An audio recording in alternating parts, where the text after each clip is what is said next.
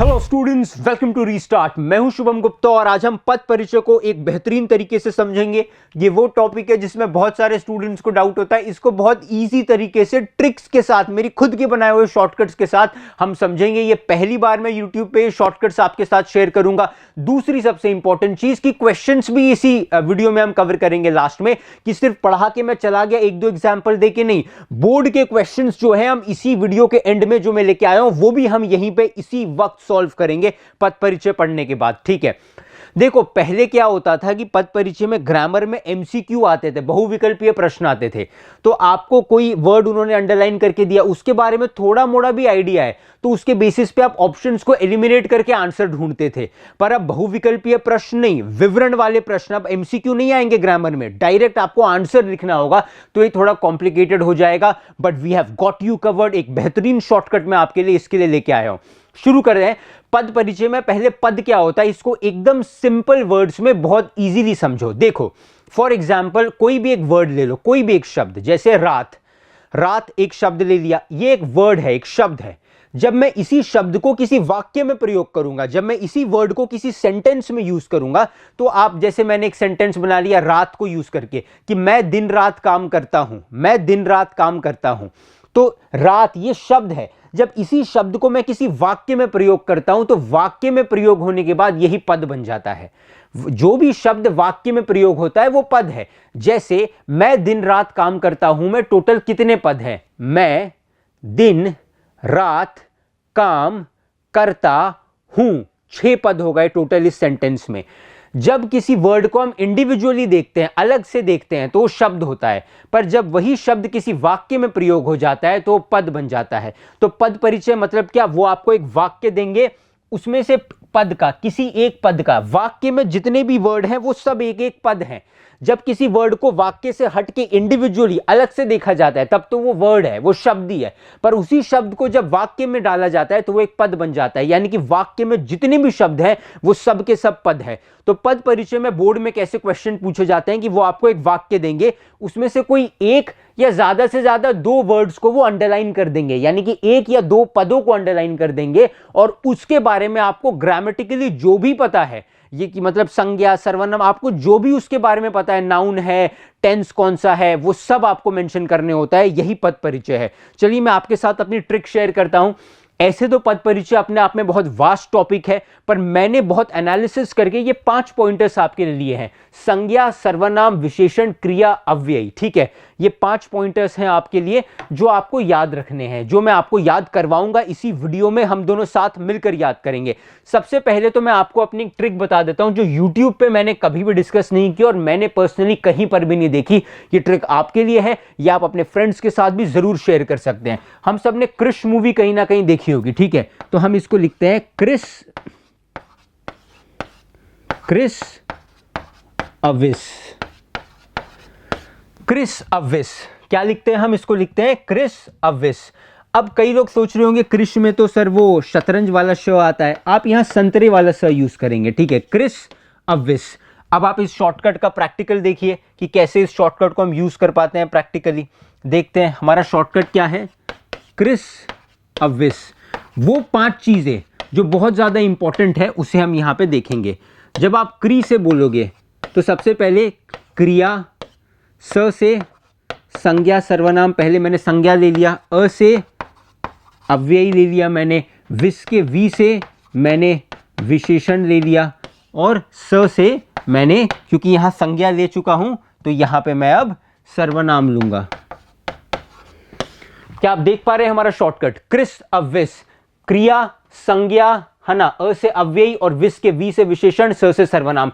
ये 5 इंपॉर्टेंट चीजें हैं जो आपको याद रखनी है। तो इस शॉर्टकट से जब भी पद परिचय का कोई क्वेश्चन बोर्ड में आता है तो आपको सबसे पहले साइड में कॉपी के रफ वर्क में क्रिस अविस से 5 लिख लेने हैं।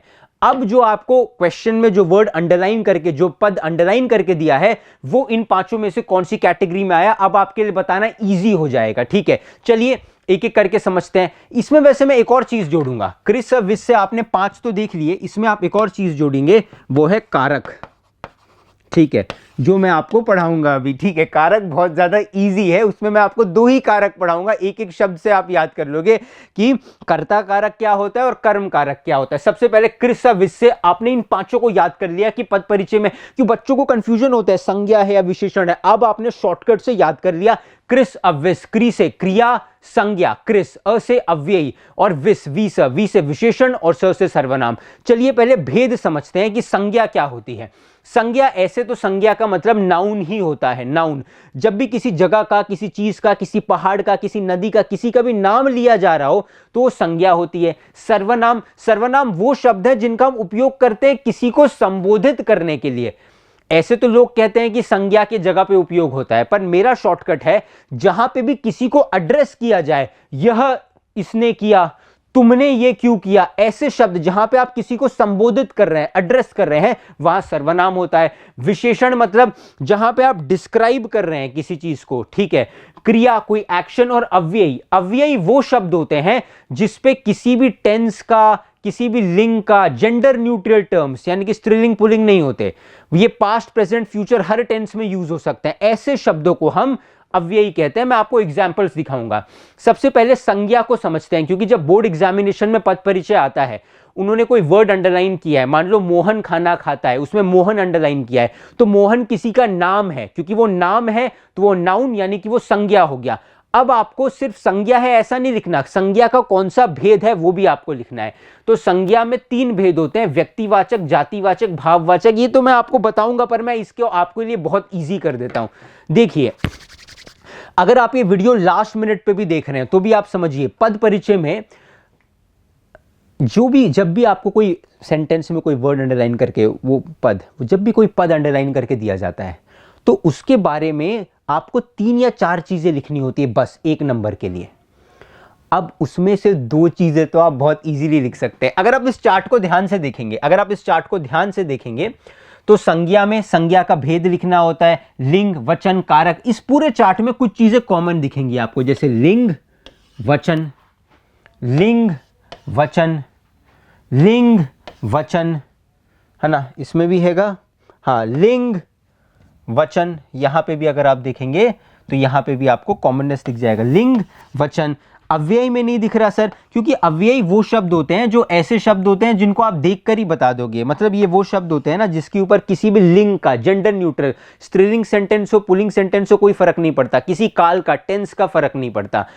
तो ये लिंग और वचन 2 चीजें तो पद परिचय में आप बहुत इजीली लिख दोगे। लिंग का मतलब क्या होता है, अरे जैसे यार, अरे जैसे धरती, धरती स्त्रीलिंग है या मतलब पुल्लिंग है? धरती घूमती है, धरती घूमता है, ऐसे तो कोई नहीं बोलता, तो ये तो स्त्रीलिंग हो गया। अरे समझ रहे हो, मोहन चलता है तो चलता है, चलती तो नहीं है, तो चलता अगर अंडरलाइन किया है तो पुल्लिंग हो गया। आप समझ रहे हो? तो आपको जब भी अव्ययी छोड़ के, है ना, कृस विस, वो जो भी आपसे पूछे, याद रखना उसमें लिंग और साथ ही साथ वचन, वचन यानी कि एक वचन, बहुवचन, सिंगुलर या प्लूरल, ठीक है। बच्चे खेलते हैं तो बच्चे, एक बच्चे की तो बात नहीं हो रही, तो ये बहुवचन हो गया। बच्चा खेलता है तो एक ही बच्चे की बात हो रही है, तो एक वचन हो गया। तो लिंग और वचन, एक वचन, बहुवचन, ये 2 चीजें तो आप फॉर श्योर लिख ही सकते हो। तो पद परिचय के किसी क्वेश्चन में, है ना, वो आपको 5 सवाल पूछेंगे, उसमें से 4 आपको करने एक नंबर के। एक नंबर के किसी सवाल में आपको सिर्फ 3 से 4 चीजें लिखनी होती है, उसमें से 2 तो आपके हाथ में ऐसे ही है। तो खुश हो जाइए कि पद परिचय इतना ज्यादा डिफिकल्ट नहीं है जितना आप उसे समझते हैं। चलिए देखते हैं। अब संज्ञा में, है ना, संज्ञा सर्वनाम सब में अव्ययी छोड़ के याद रखिएगा लिंग और वचन तो आप लिख ही सकते हैं। संज्ञा के 3 भेद होते हैं, बहुत इजी होता है, व्यक्तिवाचक, जातिवाचक, भाववाचक। अब सर ये याद करना है, अरे याद हो जाएगा। व्यक्तिवाचक संज्ञा जब आप स्पेसिफिकली किसी का नाम लेते हो कि सोहन, है ना, जैसे हिमालय, जैसे पर्वत तो बहुत सारे हैं लेकिन हिमालय एक स्पेसिफिक पर्वत हो गया, माउंट एवरेस्ट एक स्पेसिफिक पर्वत हो गया, है ना, तो वो आप हो गया। तो व्यक्तिवाचक यानी कि जब आप स्पेसिफिकली किसी को पॉइंट आउट करो, जैसे मां गंगा, नदियां तो बहुत है पर मां गंगा को आपने पॉइंट आउट किया यहां पे, ठीक है। दिल्ली शहर तो बहुत है पर दिल्ली, तो आप समझिए ये व्यक्तिवाचक संज्ञा होती है जब आप किसी को स्पेसिफिकली पॉइंट आउट करते हो। जातिवाचक संज्ञा, बालक, अध्यापक, बहुत सारे बालक होते हैं उसमें से एक बालक, बहुत सारे टीचर्स है उसमें से एक अध्यापक, नेता, नेताजी, नदी, पर्वत, सागर, है ना। ये होता है जब आप पूरी की पूरी कम्युनिटी को, जैसे सागर तो बहुत हैं, अब यहां पे अगर मैं लिख दूं पर्वत, तो पर्वत जातिवाचक संज्ञा है। पर हिमालय, हिमालय भी एक पर्वत है, बट क्योंकि मैंने स्पेसिफिकली पॉइंट आउट कर दिया कि पर्वतों में मुझे हिमराज, हिमालय चाहिए, तो जहां पर भी स्पेसिफिकली पॉइंट आउट किया जाए वो व्यक्तिवाचक संज्ञा है, जहां पे नहीं पॉइंट आउट किया गया है वो जातिवाचक संज्ञा है। अब सर भाववाचक संज्ञा क्या होती है? इमोशनल चीजों को जब आप एड्रेस करते हो, बचपन, अपनापन, घृणा, प्रेम, इसकी मेरी एक ट्रिक होती है इमोशंस को। जैसे प्रेम ये एक इमोशन है, घृणा ये एक इमोशन है, क्रोध ये एक इमोशन है, शौर्य या वीरता ये एक इमोशन है, भय ये एक इमोशन है। जब भी आप किसी इमोशन को एड्रेस कर रहे हो, है ना, तो कहीं ना कहीं आप समझ जाना कि वो भाववाचक संज्ञा में आएगा। ठीक है, चलिए अब सर्वनाम को देखते हैं। तो हमने क्या याद किया? संज्ञा के 3 भेद होते हैं, जातिवाचक, व्यक्तिवाचक, भाववाचक। व्यक्तिवाचक जब मैं स्पेसिफिकली किसी का नाम लूं, जातिवाचक जब ओवरऑल मैंने बोला, पर्वत बता दिया, नदी बता दिया, पहाड़ बता दिया, है ना, ये जातिवाचक हो गया। बच्चे, है ना, जातिवाचक हो गया।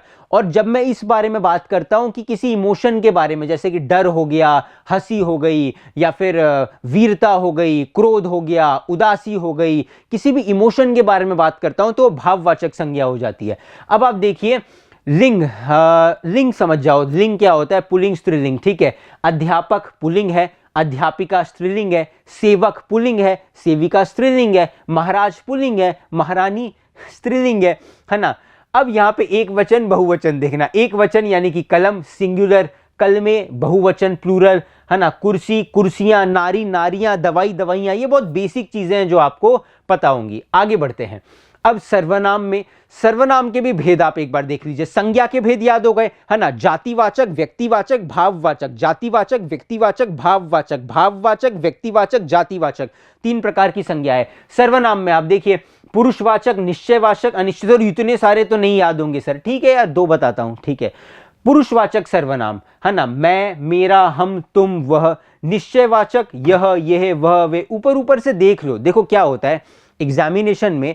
मान लो कि आप इतना श्योर हो कि ये सर्वनाम है, पर आपको एग्जैक्टली नहीं पता कि सर्वनाम का कौन सा भेद है, तो डरने की बात नहीं है। अगर आप सिर्फ सर्वनाम भी लिखते हैं तो भी आपको नंबर मिलते हैं, कट सकते हैं, पर यार पूरे कटने से अच्छा तो है ना कि ना कटे, है ना। और यूजुअली नंबर नहीं काटते अगर आपने सर्वनाम बता दिया। जो सबसे इंपॉर्टेंट सर्वनाम है, जिसके बोर्ड एग्जामिनेशन में आने की सबसे ज्यादा पॉसिबिलिटी है, वो मैं आपको अलग से बता देता हूं, जो इजी भी है। ये है पुरुषवाचक सर्वनाम, प्रश्नवाचक सर्वनाम, संबंधवाचक, और आप कह सकते हो कि निश्चयवाचक। ये 3 सर्वनाम आप अच्छे से कर लेना।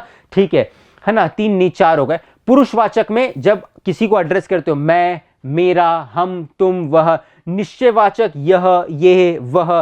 प्रश्नवाचक ये तो बहुत सिंपल है, क्या, कौन, किसका, किसको, किसने, ये प्रश्नवाचक सर्वनाम में आ जाता है। संबंधवाचक जिसकी, उसकी, वह, जो, है ना, संबंधवाचक। तो ये 4 सर्वनाम इंपॉर्टेंट है। इसके अलावा भी आप देख लो, निजवाचक भी देख सकते हो, खुद, स्वयं। निज यानी कि निजी, पर्सनल, खुद, स्वयं, अपने, आप, स्वतः।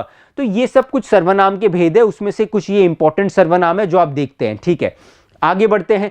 उसके बाद हम बात करते हैं विशेषण की। ठीक है, विशेषण के भी बहुत सारे भेद होते हैं, पर आपको सब याद नहीं रखना है। याद रखिएगा, जब भी कोई विशेषण दिया गया है तो उसमें जब हम उसका पद परिचय करते हैं तो वो विशेषण, है ना, किसका विशेष्य है, यानी कि वो विशेषण किसको डिस्क्राइब कर रहा है। जैसे काला घोड़ा, तो काला अंडरलाइन किया है तो काला विशेषण है, पर ये काला विशेषण किसी चीज को डिस्क्राइब कर रहा है ना, हाँ, घोड़े को, तो घोड़ा उसका विशेष्य हो गया। तो जब भी विशेषण दिया जाता है तो विशेषण के साथ लिंग वचन तो आप लिखोगे, 2 चीजें आपको पता है, वो विशेषण है, 3 चीजें आपने लिख दी। सेंटेंस कोई दिया है, मानो मेरा सोहन के पास काला घोड़ा है, सेंटेंस दिया है, सोहन के पास काला घोड़ा है, ये सेंटेंस आपको दिया है, काला अंडरलाइन किया है। अब आपको पता है कि काला विशेषण है, आपको भेद नहीं पता, मानो आपने लिख दिया विशेषण। अब आपको यह भी पता है कि सर ने बताया था कि लिंग और वचन, सर ने क्या बताया था? सर ने बताया था कि लिंग और वचन की लिख लेते हैं, जैसे सोहन के पास काला घोड़ा है, और काला अंडरलाइन करके आपको बोर्ड्स में दिया है फॉर एग्जाम्पल। ठीक है, अब आपको क्या करना है, काला आपको इतना पता है कि काला तो 100% विशेषण है, क्योंकि विशेषण वो शब्द होते हैं जो किसी ना किसी चीज को डिस्क्राइब कर रहे हैं, या घोड़े को डिस्क्राइब किया जा रहा है। तो मुझे विशेषण पता चल गया। 1 नंबर का सवाल है ये, जिसमें आपको सिर्फ 3 से 4 चीजें लिखनी होती है। विशेषण आपने लिख दिया। सर ने एक चीज हमें और बताई थी कि लिंग और वचन। सर ने क्या बताया था कि लिंग और वचन यानी कि जेंडर और सिंगुलर है या प्लूरल, या हर जगह लिखना होता है अव्ययी छोड़ के। तो यहां पर भी लिख देते हैं, यहां पर भी लिख देते हैं, ठीक है। काला अंडरलाइन किया है, काला लिखा है, काली तो नहीं लिखा है, तो काला लिखा है तो ये तो पुल्लिंग हो गया, ठीक है, ये तो पुल्लिंग हो गया। और उसके बाद सर ने वचन बताया था, एक ही घोड़े को डिस्क्राइब किया जा रहा है या बहुत सारे। सोहन के पास काले घोड़े हैं तो बहुवचन होता है, पर काला घोड़ा एक ही घोड़े को डिस्क्राइब किया जा रहा है, तो ये एक वचन हो गया, एक वचन हो गया। तो यार 3-4 चीजें जो मुझे लिखनी होती है बोर्ड में, उसमें से 3 चीजें तो मुझे पता ही है ना। तो आप मैक्सिमम नंबर इस तरीके से बचा सकते हो पद परिचय में, जहां आपके नंबर नहीं कटेंगे। अब पूरे नंबर अगर आपको चाहिए तो इसमें विशेषण में एक चीज हम और लिखते हैं कि जो विशेषण है काला, ये किसका विशेषण है, यानी कि इस विशेषण का विशेष्य क्या है। तो आप यहां पे एक चीज और मेंशन कर देना, आप एक चीज और मेंशन कर देना। क्या मेंशन करोगे? एक चीज और आप मेंशन करोगे घोड़े का, है ना। क्या मेंशन करोगे आप? कि ये घोड़े का विशेष्य है, या ये घोड़े का विशेषण है, ठीक है, समझ गए। तो 4 चीजें आपने ऐसे ही लिख दी, ऐसे भी आपके नंबर नहीं कटेंगे। बस अगर आपने ये लिखना मेरे लिए मोर देन सफिशिएंट है। बस अगर आपको विशेषण के भेद भी पता चल जाए तब बहुत इजीली ये टॉपिक आपसे हो जाएगा। तो डरो मत पद परिचय से। यार ये लिंग और वचन, पुल्लिंग या एक वचन, ये लिंग और वचन तो हमेशा होते हैं। क्रिया विशेषण ये सब पहचाना सीख गए तो 3 ऐसे ही हो गया। विशेषण में ये किसका विशेष्य है, विशेषण में ये लिख दिया तो हो गया ना। डरना क्या है इतना, बस अब आप डरो मत। 95% तो आपको आता है, 5% की बात है साहब, वो भी देख लेते हैं। विशेषण के कितने भेद होते हैं? गुणवाचक विशेषण, जब आप किसी की क्वालिटी बता रहे हो, रंगीन, हवादार, शांत, ये सब क्वालिटी। संख्यावाचक, इसमें अनिश्चितवाचक, निश्चयवाचक तो छोड़ ही दो, सिर्फ संख्यावाचक याद रखना, कुछ, कई, 10, 5, जब किसी क्वांटिटी के बारे में बात हो रही है। और अनिश्चितवाचक और निश्चितवाचक, है ना। अनिश्चितवाचक कम, थोड़ा, कुछ। निश्चितवाचक 1 मीटर, पाव भर, 2 किलो। तो ये अपने आप में विशेषण होते हैं, ठीक है। 1 किलो आलू दे दो, समझ रहे हो, 1 मीटर कपड़ा दे दो, थोड़ा सामान दे दो, है ना। तो ये विशेषण है। सामान कितना दो? थोड़ा दो। आलू कितना दो? 1 किलो दो। तो सामान कितना चाहिए? तो जब भी किसी चीज को डिस्क्राइब कर रहे हो ना कि ये इतना, वो उतना, ये ऐसा, ये वैसा, तो वो अपने आप में विशेषण होता है, ठीक है। कर्म के आधार पे, अब कर्म, क्रिया को देखना है आपको। क्रिया, जब आपके पास क्रिया आती है, जब आपसे वो क्रिया पूछते हैं, तो क्रिया में भी लिंग और वचन कॉमन है, ये तो लिखोगे।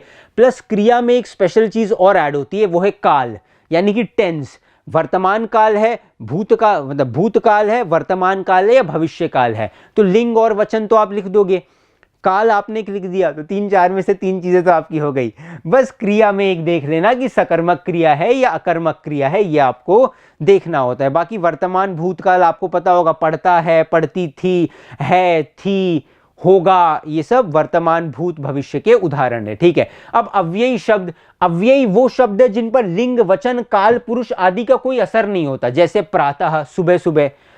अब सुबह सुबह आप पास्ट टेंस, ये वर्ड पास्ट टेंस में भी यूज कर सकते हो, प्रेजेंट में भी, फ्यूचर में भी, धीरे धीरे, उधर, यहां। परंतु अव्ययी शब्द मतलब आप देखकर ही समझ जाओगे कि यार ये ऐसे शब्द हैं जिनके ऊपर लिंग का या वचन का कोई प्रभाव नहीं होता। अव्ययी के भेद आपके लिए इंपॉर्टेंट हो सकते हैं, इसमें मेरे ख्याल से एक खाली इंपॉर्टेंट होता है, वो है विस्मयदी बोधक। ओह कितना सुंदर, when you are shocked by seeing something, जब आप सरप्राइज्ड हो तो आह क्या बात है, क्या बात है। अरे तुमसे ये भी नहीं हो पाया तो अरे, वाह, वल्लाह, नवाब खीरे का शौक फरमाएंगे, समझ रहे हो। तो वल्लाह, ऐसे जो शब्द होते हैं ये विस्मय बोधक अव्यय होते हैं। कैसे होते हैं? विस्मय बोधक अव्यय।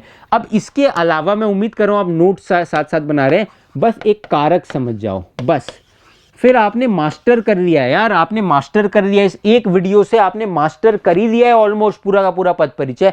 बस थोड़ा सा उसको आपको प्रैक्टिस करना है, ठीक है। कारक में मेरे हिसाब से 2 कारक आप पढ़ के जाइएगा सिर्फ, वो है कर्ता कारक और कर्म कारक, ठीक है। कर्ता कारक और कर्म कारक, इन दोनों के एक एक वर्ड्स मैं आपको बता रहा हूं, ठीक है, कि कर्ता कारक में कौन सा वर्ड आता है, कर्म कारक में। जैसे ने, कभी ने हालांकि बहुत रेयरली अंडरलाइन किया जाता है, क्योंकि कारक को अगर अंडरलाइन करके वो आपको देते हैं पद परिचय में यार, यानी कि फॉर एग्जाम्पल कि कभी वो उन्होंने कोई शब्द दिया कि मोहन ने खाना खाया और उसमें ने अंडरलाइन कर दिया इस सेंटेंस में, तो इसमें सिर्फ आपको ये लिखना है कि कर्ता कारक है, उसके अलावा कुछ लिखने की जरूरत नहीं है। कर्म कारक में अगर को शब्द कहीं अंडरलाइन किया है रेयर केस में, तो आप समझ जाना कि वो कर्म कारक है।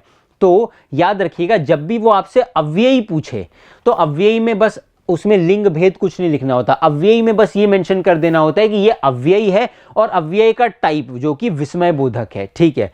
और भी टाइप होते हैं अव्ययी के, जैसे कि होता है आप कह सकते हो कि क्रिया विशेषण, संबंध बोधक, समुच्चय बोधक, विस्मय आदि बोधक, उसमें से ज्यादातर वो आपसे विस्मय आदि बोधक ही पूछते हैं।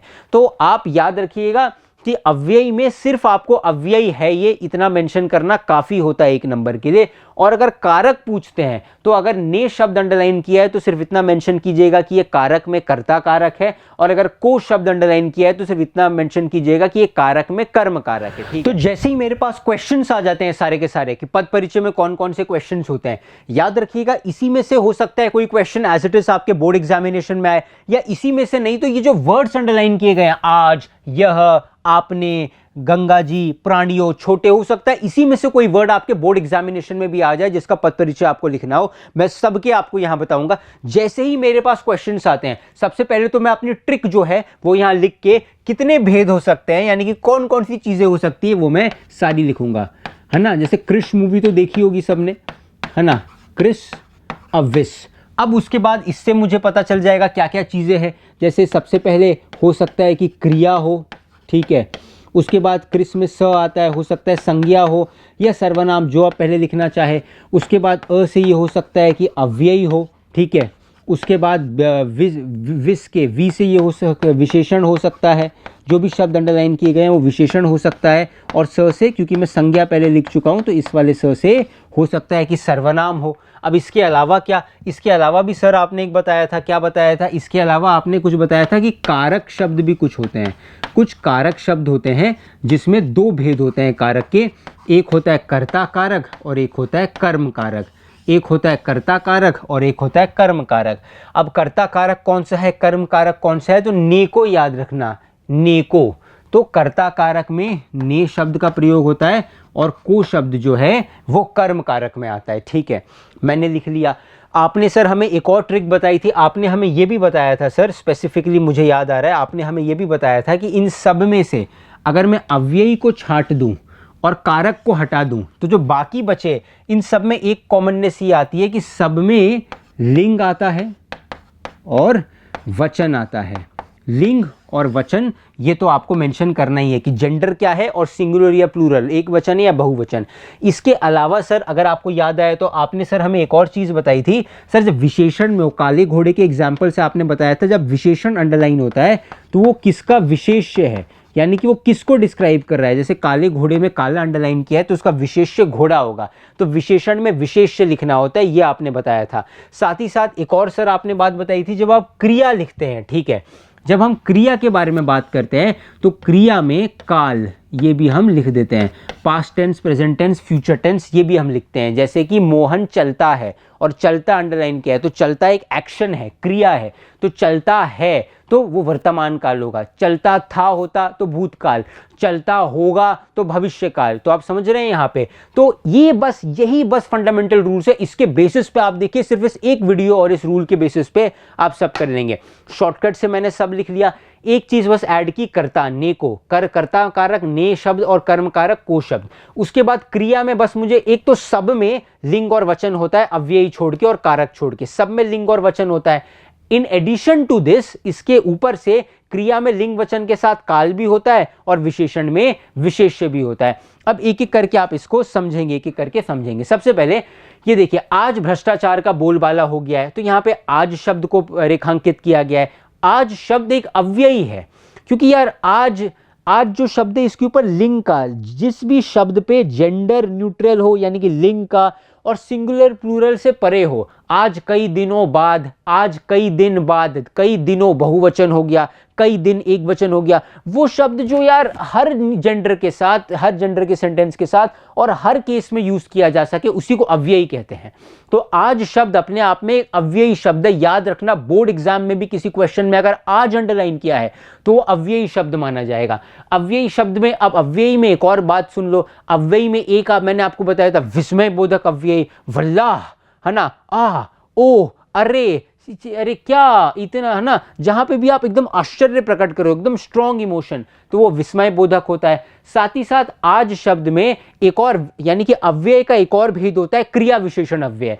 आज भ्रष्टाचार का बोलबाला हो गया है, यानी कि आज ये हो गया है, आज ये हो रहा है, आज ये होने वाला था, आज मोहन दौड़ेगा, तो यहां कुछ होने वाला है, तो ये क्रिया विशेषण अव्यय है। अव्यय में कौन सा, तो अव्यय का एक और भेद हमने सीखा, ये अव्यय का क्रिया विशेषण अव्यय है। इतना याद रखिएगा, ये एक अव्यय है और अव्यय का क्रिया विशेषण अव्यय है। दूसरा देखिए, यह घर, जब भी किसी अव्यय में आप कंफ्यूज रहे, इसलिए मैं दोबारा इस बात को लेके आ रहा हूं। अव्यय में एक तो होता है विस्मय बोधक, जहां आहा, अहो, वल्लाह, अरे, ऐसे शब्दों का प्रयोग होता है। और अव्यय में एक और होता है क्रिया विशेषण अव्यय, जहां पे क्या होता है, जहां पे बेसिकली जब अव्यय जो शब्द लगा है, जैसे आज, उस वर्ड के आगे जो सेंटेंस है उसमें कोई ना कोई एक्शन हो रहा है, तो क्रिया विशेषण अव्यय होते हैं वो, ठीक है।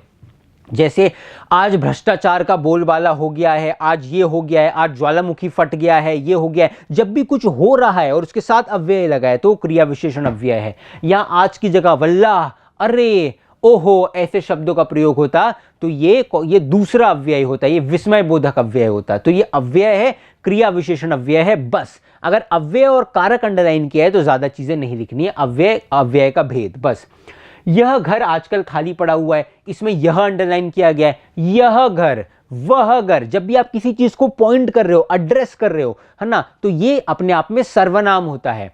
और याद रखना, यह, वह, ऐसे शब्दों का प्रयोग संकेतवाचक सर्वनाम कहलाता है। जब मैंने आपको सर्वनाम की स्लाइड दिखाई थी, हो सकता है कि मैंने तब उसको काट दिया हो, रियली सॉरी फॉर दैट, पर संकेतवाचक सर्वनाम इंपॉर्टेंट है। यह, वह, ये जो शब्द होते हैं ये संकेतवाचक सर्वनाम में आते हैं, या इसी को सार्वनामिक सर्वनाम भी कहते हैं।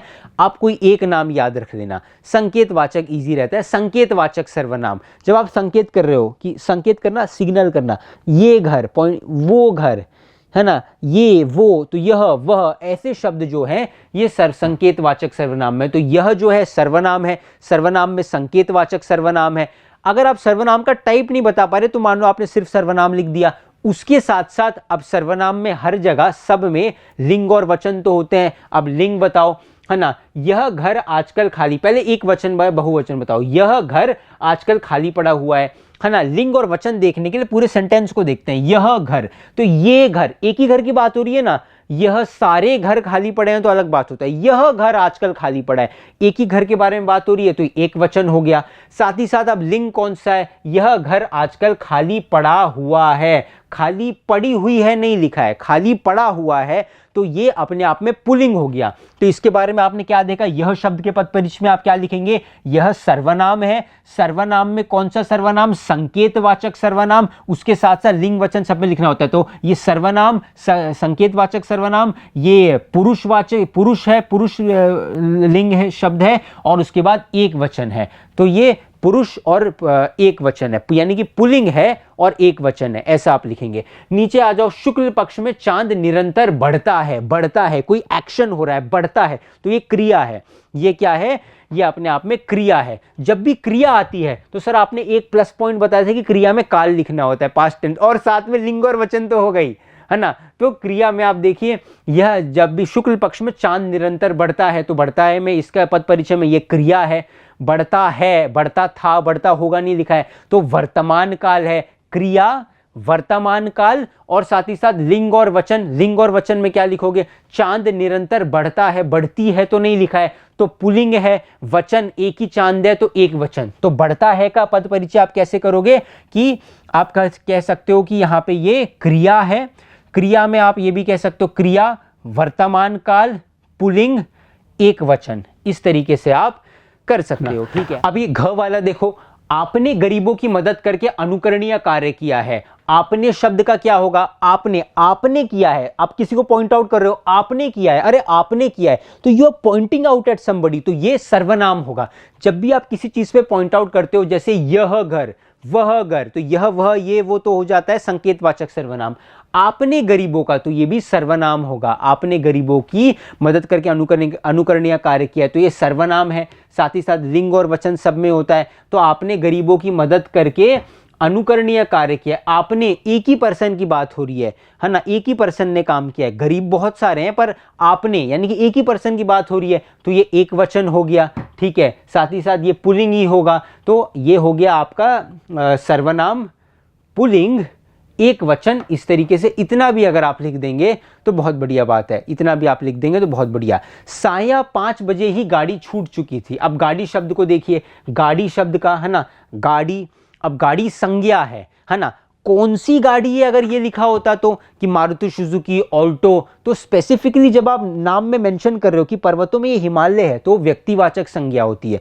पर अगर सिर्फ पर्वत लिखा है तो पर्वत बहुत सारे हैं, हिमालय है, माउंट एवरेस्ट है। उसी तरीके से गाड़ियां मेंशन है, पर गाड़ियां बहुत सारी है, फोक्सवैगन है, लेक्सस है, रेनॉल्ड्स है। तो आप समझिए, तो गाड़ी में ये क्योंकि गाड़ी मेंशन किया है तो ये जातिवाचक संज्ञा है। व्यक्ति, जाति, भाव, 3 संज्ञा के भेद हैं। तो गाड़ी में ये संज्ञा, उसमें जातिवाचक संज्ञा दोनों मेंशन करेंगे आप। साथ ही साथ संज्ञा में आप याद रखिए सब में लिंग और वचन आता है, ठीक है। तो लिंग में कौन सा है, गाड़ी स्त्रीलिंग हो गई, ठीक है। और साथ ही साथ वचन में साया 5 बजे ही गाड़ी छूट चुकी थी, एक ही गाड़ी की बात हो रही है तो एक वचन हो गया। तो इस तरीके से आप सारे क्वेश्चंस को कर सकते हैं, ठीक है। अब जैसे विचलित हो जाना, विचलित हो जाना ये भी एक क्रिया है। डर जाना, घबरा जाना, विचलित हो जाना, है ना, जोश में आ जाना, कुछ ना कुछ हो रहा है यहाँ पे, तो ये क्रिया है। विचलित हो जाना भी क्रिया है। जब भी क्रिया आती है तो एक प्लस पॉइंट मिलता है कि अब हम काल भी यहाँ लिख सकते हैं, टेंस। तो धीर पुरुष मुसीबत में विचलित नहीं होते हैं, है लिखा है, था या होंगे नहीं लिखा है, तो है पास्ट टेंस है, तो ये क्रिया है। क्रिया में भी ये वर्तमान काल की क्रिया है। साथ ही साथ लिंग और वचन भी इसमें आप लिखना। गंगा माँ का पानी प्रदूषित हो चुका है, तो नदियां बहुत है पर गंगा माँ का नाम विशेष तौर पे लिया गया, तो ये संज्ञा में व्यक्तिवाचक है। अगर सिर्फ ये लिखा होता नदी का पानी और नदी अंडरलाइन किया होता तो जातिवाचक संज्ञा करते, तो माँ गंगा है ना, तो ये संज्ञा उसमें व्यक्तिवाचक संज्ञा है। साथ ही साथ लिंग और वचन इसमें भी आप लिखेंगे। ग्रीष्म ऋतु, गर्मी का मौसम, सिर्फ ऋतु अंडरलाइन किया होता तो अलग बात होती, पर स्पेसिफिकली पॉइंट आउट किया है ग्रीष्म ऋतु, तो ये संज्ञा में व्यक्तिवाचक संज्ञा होगी। सिर्फ ऋतु होता तो जातिवाचक संज्ञा, बट ऋतु में कौन सा ऋतु है स्पेसिफिकली पॉइंट आउट किया, इसलिए व्यक्तिवाचक संज्ञा होगी ये, ठीक है। तो संज्ञा में व्यक्तिवाचक संज्ञा, साथ ही साथ लिंग और वचन, ऐसे संज्ञा, व्यक्तिवाचक संज्ञा, लिंग और वचन। प्राणियों का, छोटे बच्चों का, इस तरीके से बच्चे कैसे हैं, छोटे बच्चे हैं। बच्चे कैसे हैं, छोटे बच्चे हैं। तो आप बच्चों को डिस्क्राइब कर रहे हो, तो बच्चों को जहां पे भी डिस्क्राइब किया जाता है वहां पे विशेषण आता है, तो ये विशेषण है। इसका विशेष्य कौन है, बच्चे। साथ ही साथ विशेषण में विशेष्य ऐड करते हैं, तो हाँ विशेषण यानी कि विशेषण है, इसका विशेष्य बच्चे हैं, इसमें भी लिंग और वचन आप लिख देंगे। तो इस तरीके से ऑलराउंड तरीके से आप पूरा का पूरा पद परिचय कर सकते हैं। हालांकि इस टॉपिक को बहुत अच्छे से मास्टर करने के लिए जो प्रीवियस स्लाइड्स में मैंने आपको सारे भेद बताए थे, उन सब को भी थोड़ा आपको डिटेल में पढ़ना है। पर मैं उम्मीद करता हूं कि इस वीडियो से 90 to 95% तो आपका पद परिचय क्लियर है कि सब में हमको लिंग और वचन तो लिखना ही है। साथ ही साथ +1 की क्रिया में लिंग वचन के साथ काल भी लिखना होता है, और विशेषण में लिंग वचन के साथ वो किसका विशेष्य है ये भी हमें लिखना होता है, ठीक है। कारक क्या होता है ये भी मैंने आपको बता दिया होगा। तो इन सब से आपका मेजॉरिटी पद परिचय क्लियर हो गया। अब आपके ऊपर है कि आप कितने और क्वेश्चंस प्रैक्टिस करते हो और किस तरीके से पद परिचय को अटेम्प्ट करते हो, ठीक है। तो स्टूडेंट्स, ये था पद परिचय। मैं हूं शुभम गुप्ता। मैं उम्मीद करता हूं कि आप ज्ञान के साथ थोड़ा गुण भी सीख करके गए होंगे। आपके समय के लिए बहुत बहुत शुक्रिया।